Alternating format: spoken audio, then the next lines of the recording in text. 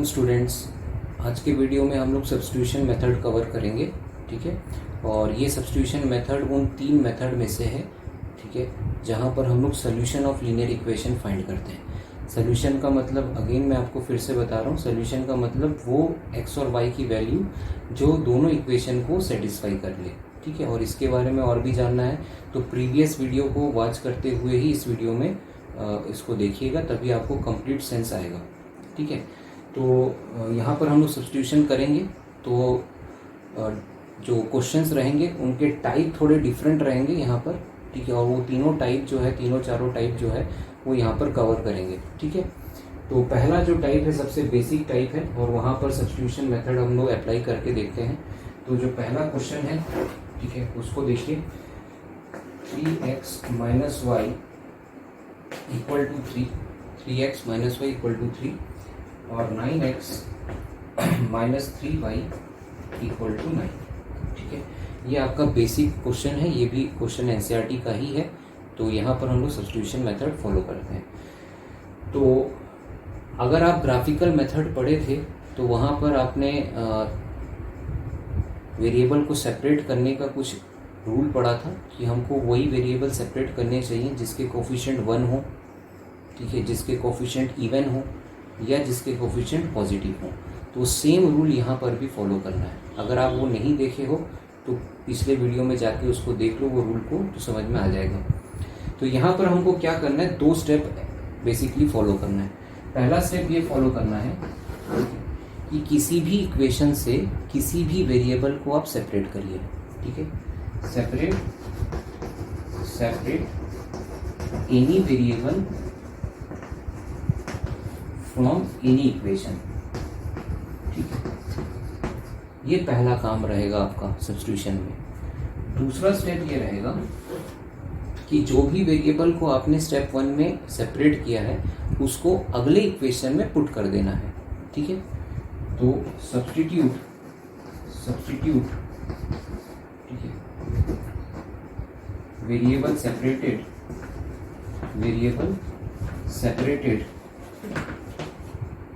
In above equation, ठीक है, from above equation into another equation, ठीक है। तो ये जनरलाइज्ड आइडिया देने के लिए कि क्या 2 स्टेप हमको फॉलो करने हैं, इसलिए मैंने आपको लिखा दिया, ठीक है। अब इसको देखते हैं। तो सब्स्टिट्यूशन वर्ड का मतलब क्या है? सब्स्टिट्यूशन का मतलब होता है कि किसी को रिप्लेस करना, ठीक है। सब्स्टिट्यूट वर्ड आपने सुना होगा, अगर आप क्रिकेट या फुटबॉल देखते हैं तो सब्स्टिट्यूट का मतलब है उसके बदले खेलने आया, ठीक है। तो यहाँ पर भी सब्स्टिट्यूट का वही मतलब है कि वेरिएबल के जगह पर, ठीक है, कोई दूसरा रिप्लेसमेंट हो रहा है, ठीक है। तो रिप्लेसमेंट होना ही सब्स्टिट्यूट होना है, रिप्लेस होना, ठीक है। सब्स्टिट्यूट का मतलब क्या समझेंगे? रिप्लेस होना। तो हमको क्या करना है, किसी भी एक इक्वेशन से किसी भी एक वेरिएबल को सेपरेट करके अगले में पुट कर देना है, ठीक है। तो देखते हैं पहला स्टेप क्या हो रहा है, सेपरेट एनी वेरिएबल। लेकिन यहाँ पर एनी वेरिएबल, ठीक है, ये बात तो सही, कोई भी वेरिएबल को आप सेपरेट कर सकते हो किसी भी इक्वेशन से, ठीक है। लेकिन रिकमेंडेड क्या है कि आप वही वेरिएबल सेपरेट करें जो आप ग्राफिकली मेथड के समय आपने सेपरेट किया था, जिस तरीके से, ठीक है। तो यहाँ पर देखिए इन दोनों इक्वेशन में जो फर्स्ट इक्वेशन का y है उसको आप बड़े आसानी से सेपरेट कर सकते हो, क्योंकि इसका कोफिशिएंट क्या है, 1 है, ठीक है तो -1 लेकिन 1 तो है। तो इस इक्वेशन से आप y को सेपरेट करिए, ठीक है। देखो सेम बात चल रही है, अगर ग्राफिकल मेथड आप देखे हो तो ग्राफिकल मेथड में जो स्टेप्स किए थे वही स्टेप यहाँ भी करना है, ठीक है, एज सिंपल एज दैट। तो आप क्या लिखेंगे, सेपरेट y फ्रॉम इक्वेशन 1, ठीक है, सेपरेट y फ्रॉम इक्वेशन 1। तो y ही क्यों, y ही इसीलिए क्योंकि इसका कोफिशिएंट 1 है, ठीक है। तो -y equal to 3 minus 3x, ये माइनस जब मल्टीप्लाई में है तो इक्वल टू इधर जाएगा तो डिवाइड हो जाएगा। अब ये माइनस जब ऊपर जाएगा तो ये कैसा हो जाएगा, 3x माइनस 3, ठीक है, साइन चेंज हो गया। ठीक है, तो ये y की वैल्यू आ गई 3x माइनस 3। तो हमारा पहला स्टेप कंप्लीट हो गया। क्या क्या था step? Separate any variable from any equation. तो हमने सेपरेट y कर दिया फ्रॉम इक्वेशन 1। ठीक है, दूसरा स्टेप क्या है? Substitute variable separated from above equation into another equation. मतलब जो भी आपने वेरिएबल को सेपरेट किया है उसको अगले इक्वेशन में सब्स्टिट्यूट करें। ठीक है, तो आप लिखेंगे सब्स्टिट्यूट y इन इक्वेशन 2।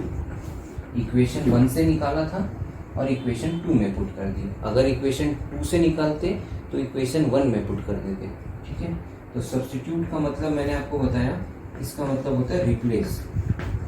जहां आपको y दिखेगा वहां पर आपको y की 3x माइनस 3 वैल्यू को पुट कर देना है। ठीक है, तो 9x माइनस 3y, यहाँ y दिख रहा है इसलिए यहाँ पर मैं 3x माइनस 3 पुट कर दूंगा इक्वल टू 9। तो इसी स्टेप के वजह से ही हम इस मेथड को क्या बोल रहे हैं? सब्स्टिट्यूशन मेथड बोल रहे हैं। ठीक है, अब सॉल्व करते हैं। तो 9x इस ब्रैकेट से माइनस 3 मल्टीप्लाई हो रहा है, दोनों से मल्टीप्लाई होगा तो minus 9x minus 3 minus 3 plus 9 equal to 9। तो 9x कैंसिल हुआ और 9 इक्वल टू 9 आ रहा है। ठीक है, तो ये बहुत ही टिपिकल क्वेश्चन है। ठीक है, टिपिकल क्वेश्चन इसलिए क्योंकि ऐसा जनरली होता नहीं है। ठीक है, लेकिन अगर आप बहुत ध्यान से देखेंगे, ठीक है, तो आप देखिए जो इक्वेशन 2 है वो एक्चुअल में इक्वेशन 1 का ही मल्टीपल है। ठीक है, देखिए अगर मैं इक्वेशन 1 में 3 मल्टीप्लाई कर दूं तो क्या फॉर्म होगा? 3 into 3 9x, 3 into y 3y, 3 into 3 9। तो अगर आप ये वीडियोस फॉलो कर रहे हैं तो आपको पता होगा कि ये किस तरीके का लाइन होता है। ये होता है कोइंसाइडिंग लाइन। ठीक है, और कोइंसाइडिंग लाइन के कितने सोल्यूशन होते हैं?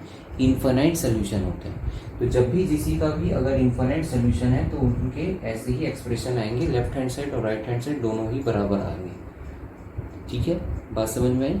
तो इनके सोल्यूशन बहुत सारे हैं, बहुत सारे सोल्यूशन हैं, इसीलिए ऐसा आ रहा है कि 9 इक्वल टू 9। ठीक है, तो बात समझ में आई?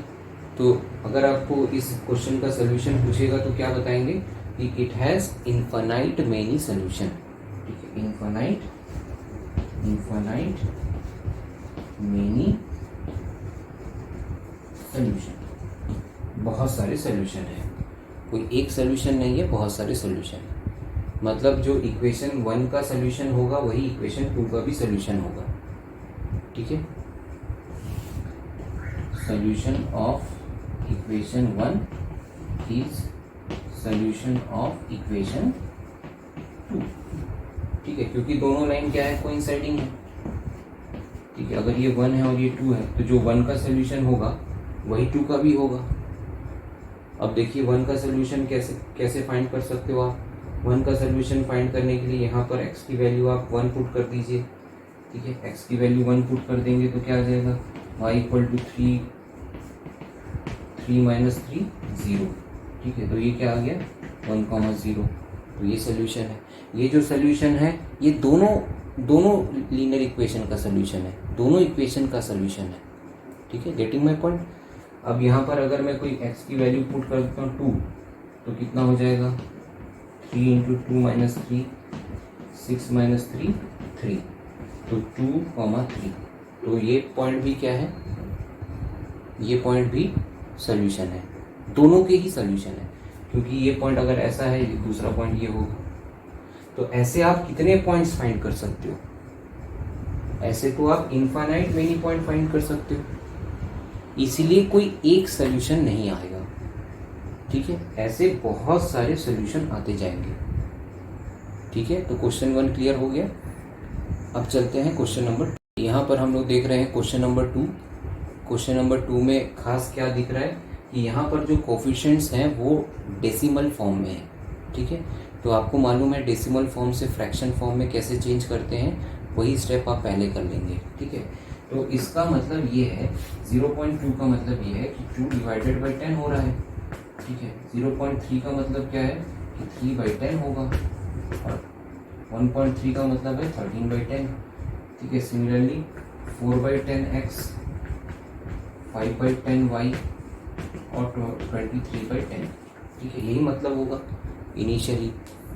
अब हमको मालूम है कि फ्रैक्शन नहीं होना चाहिए इक्वेशन में, कोई भी इक्वेशन में फ्रैक्शन होने से कैलकुलेशन में गलतियां होती हैं, ठीक है। इसलिए हमारा हमेशा कोशिश रहेगा इस पूरे चैप्टर में जहाँ भी फ्रैक्शन आए उनको हम किसी भी तरीके से हटाएं।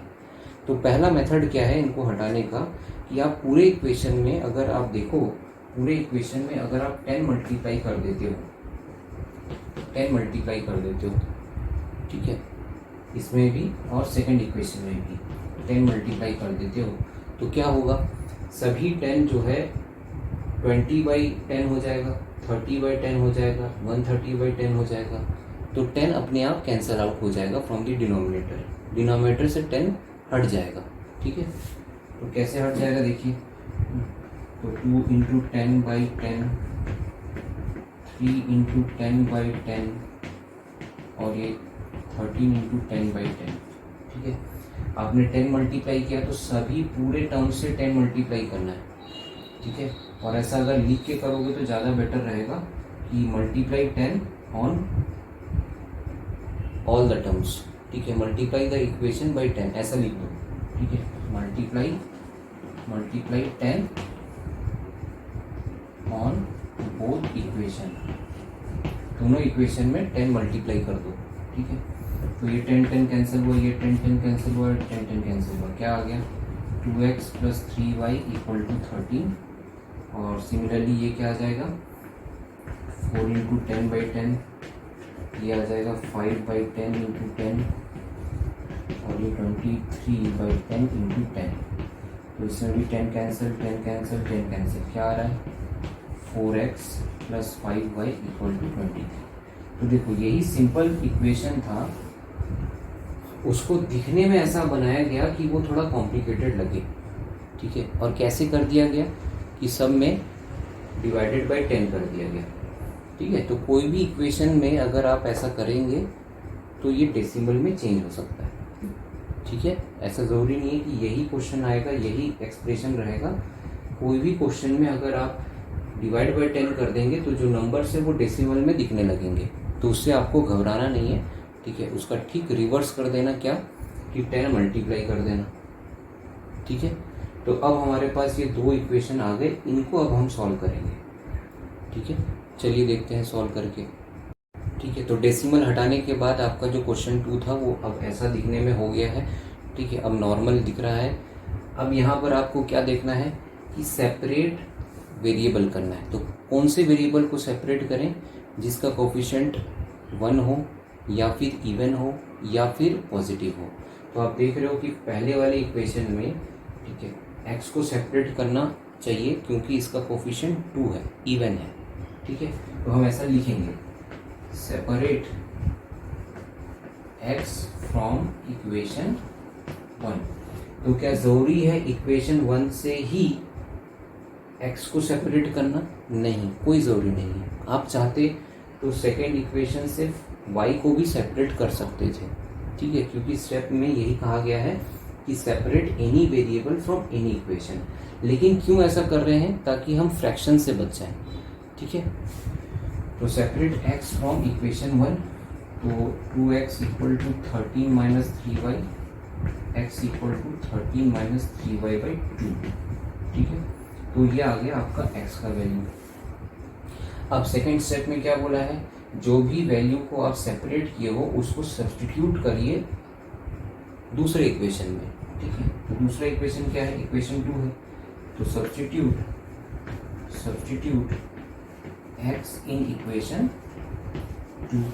तो सब्स्टिट्यूट करने का मतलब मैंने आपको पहले भी बताया, रिप्लेस करना, ठीक है। जहाँ x दिखेगा वहाँ पर आपको ब्रैकेट में ये पूरा लिख देना है, ठीक है। तो 4 × x, तो x की जगह आप क्या लिखेंगे 13 - 3y/2 + 5y = 23, ठीक है। अब यहाँ देख रहे हो कि 4 और 2 डिविजिबल हो सकता है, ठीक है। तो 2 टाइम्स 2 मल्टीप्लाई अब हो रहा है, तो 2 into 13 26, 2 into 3 -6y plus 5y equal to 23। अब क्योंकि ये दोनों लाइक टर्म्स हैं इसलिए ये ऑपरेट होंगे, माइनस होंगे, ठीक है। तो -1y और 23 -26 साइड चेंज करेंगे तो साइन भी चेंज हो गया, 26 -3 -y equal to -3, minus cancel हो गया तो y की वैल्यू कितनी आ गई 3।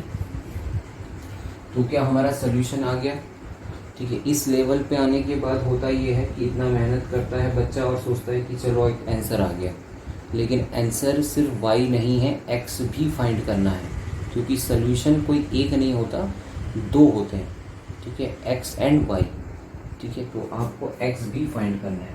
तो अब आप क्या करेंगे कि put y equal to 3 in equation 1। तो ज़रूरी है कि इक्वेशन 1 में ही फाइंड करना, नहीं, नॉट नेसेसरी, नॉट नेसेसरी।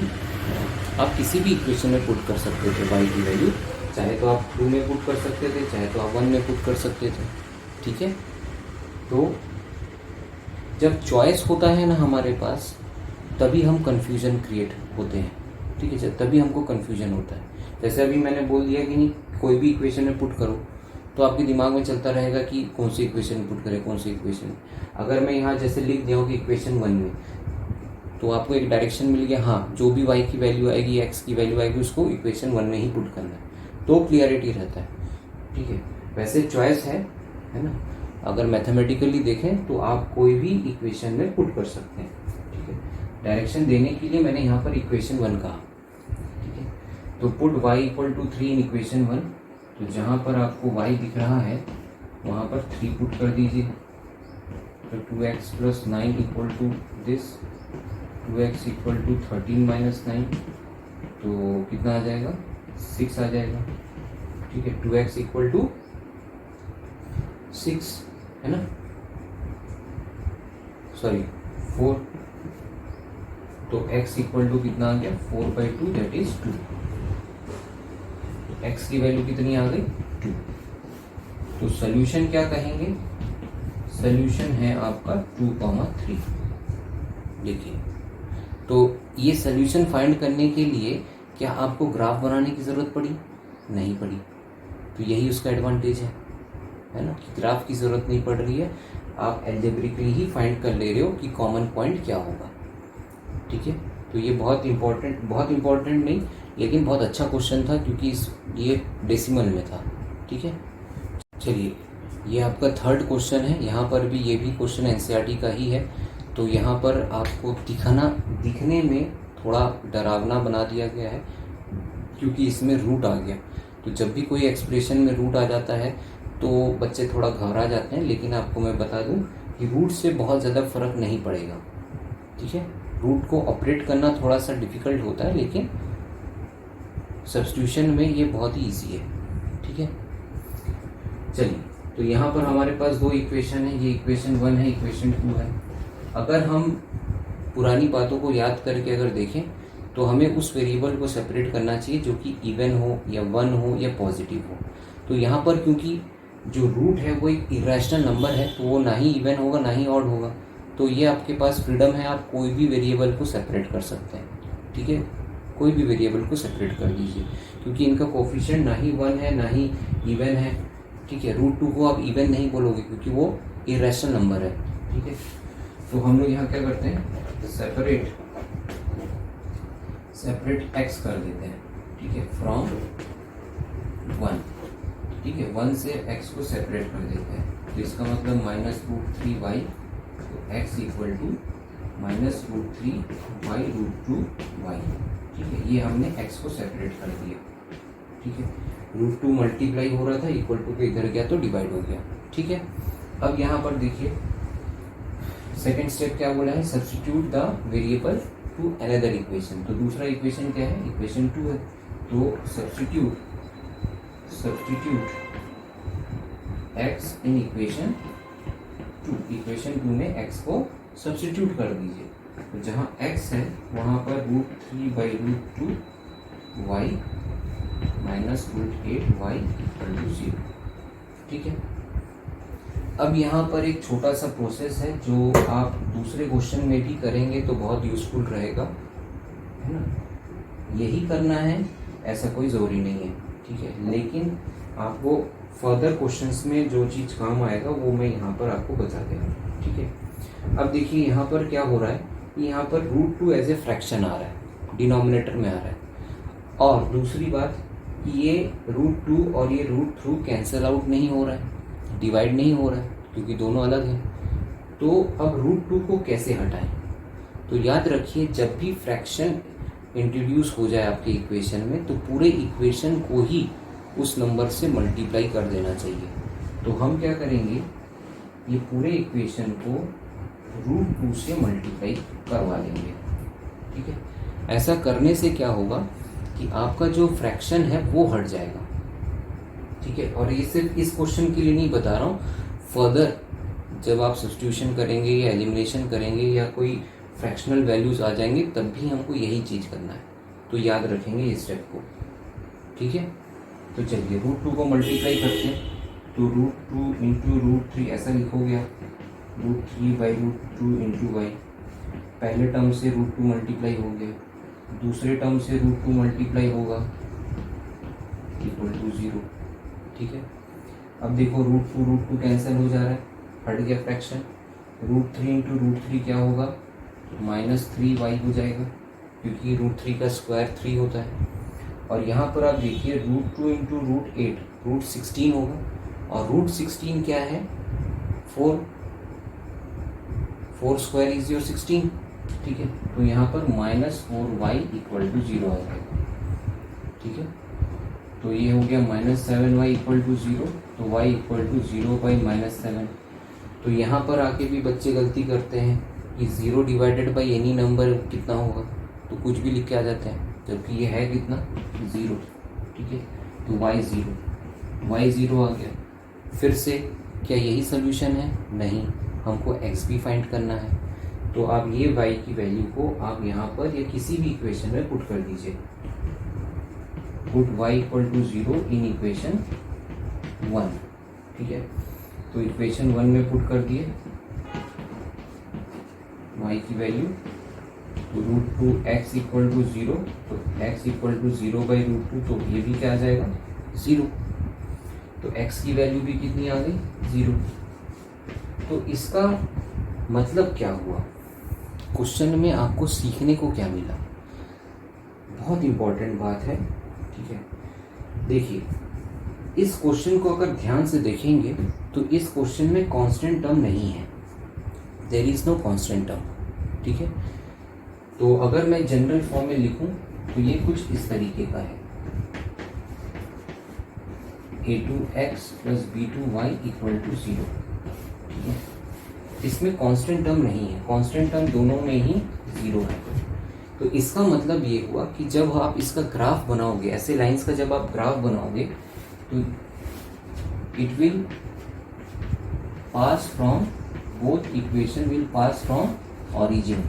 बात समझ में आया कि देखिए आपका जो कोऑर्डिनेट है, सोल्यूशन है, वो क्या आया, x0 y0। तो x0 y0 किसका कोऑर्डिनेट होता है, ओरिजिन का। तो इसका मतलब है दोनों लाइन ही कहाँ पर मीट कर रहा है, ओरिजिन पे मीट कर रहा है। ठीक है, और इसका सोल्यूशन क्या है, 0 0। तो दुनिया का कोई भी linear equation, pair of linear equation, अगर उनमें कांस्टेंट टर्म नहीं है, इसका मतलब है कि वो हमेशा ओरिजिन से ही पास होगा।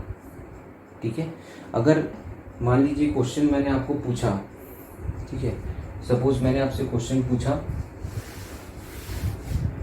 सपोज मैंने आपको एक रैंडम सा क्वेश्चन दे दिया, बहुत अजीब सा दिखने में, ठीक है, और आप भी इसको सॉल्व करने गए। ठीक है, ऐसा एक क्वेश्चन पूछ दिया और 1 मार्क्स में पूछा ना, 1 मार्क्स में पूछा और पूछा find the solution, find the solution.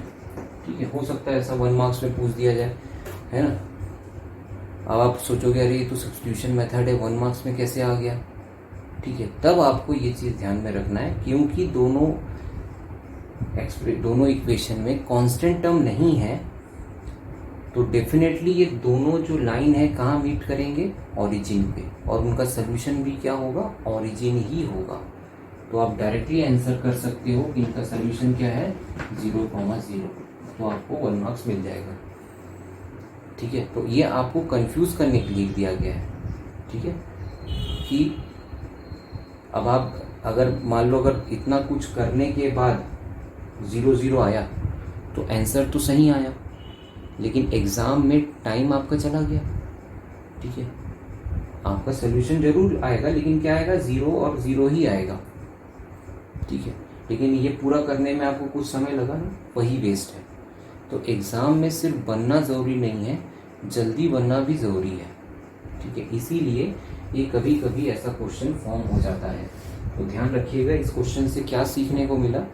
ठीक है, सिर्फ ये इसका सोल्यूशन फाइंड किए बात नहीं है, इससे आप ये ऑब्जर्व किए कि अगर कोई भी लीनियर पेयर के कांस्टेंट टर्म नहीं होते तो वो डेफिनेटली ओरिजिन से पास होता है और इसके सोल्यूशन 0,0 ही होते हैं। ठीक है, चलिए तो हम लोग नेक्स्ट वीडियो में, इस वीडियो में आपने 3 क्वेश्चंस कर लिए, तीनों क्वेश्चन में आपने कुछ कुछ सीखा है। ठीक है, फ्रैक्शन कैसे हटाएं, वेरिएबल कैसे सेपरेट करें, कांस्टेंट टर्म अगर नहीं है तो क्या समझें। ठीक है, और सब्स्टिट्यूशन के स्टेप्स भी आपने देख लिए, कैसे करना है सब्स्टिट्यूशन, यही है आपका सब्स्टिट्यूशन। ठीक है, रिप्लेस करना है। ठीक है, रिप्लेस करना है। ठीक है, और नेक्स्ट वीडियो में हम लोग देखेंगे एलिमिनेशन मेथड। ठीक है, तो आप हर वीडियो को एक एक के बाद ही देखिएगा ताकि आपको समझ में आता जाए। ठीक है, चलिए।